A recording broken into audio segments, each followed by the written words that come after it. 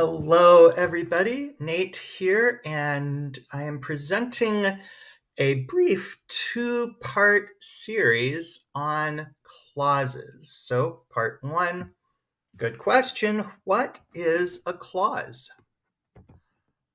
So, writing is composed of layers of elements that build up on each other. And as we look at this chart, we can see we begin with the word, a single word, basic unit of language, right? From words, we build phrases. From phrases, we build clauses, sentences, paragraphs, and then the full work. So, we are, of course, going to focus in on this layer of clauses. All grammatically correct sentences contain one or more clauses. Because all grammatically correct sentences must contain clauses, it would seem that this would be an essential element of our study of the English language, but I find oftentimes it is not, which means a lot of us are running around uh, trying to write, and we haven't been equipped with an essential element, and that goes for all of us, at least in my experience. So this is to fill that gap. So looking further, we can break down a clause into two parts. All clauses must have, or they are composed of in their essence, a subject and a predicate. Okay, we have two more words to unpack before we really get at what a clause is. So a subject must contain either a noun, as we see Olivia, cat, Patience, or they must contain a pronoun like I or they, we, you, she, and so on. So we know it must contain a word that is either a noun or a pronoun. Now, a subject can contain other words or phrases, but it must contain a noun or a pronoun. So I pulled out three of our initial subjects, and I've added in additional words and phrases.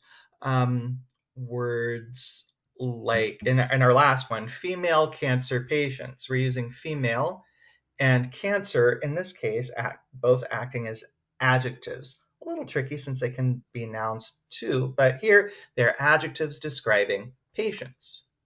We can add in a phrase like with blue eyes, adding on to the word cat. But we need that word cat there, or some kind of noun, to make this a full subject. So we've looked at subjects. What is a predicate? Well, a predicate must contain a verb. And verbs sometimes will be more like phrases, like is playing, will recover. And we can use what are called phrasal verbs like break up, go out, and so on. So we got to have a verb, and just like with the subject, the predicate can contain other words or phrases, and you can see we're adding in prepositional phrases like to the store or with improved care, adding in adverbs like faster, adding in nouns like in that bottom one, are nurses. We can add in other words and phrases, but we absolutely must have a verb in the predicate. So we can put them together, subject and predicate, and we have a clause. I drove to the store. My cousin Olivia sings. The cat with blue eyes is playing. Female cancer patients will recover faster with improved care. They are nurses.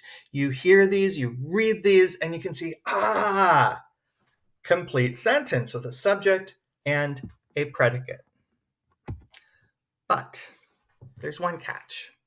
The clauses that we've formed in this exercise can serve as complete sentences. They are independent clauses.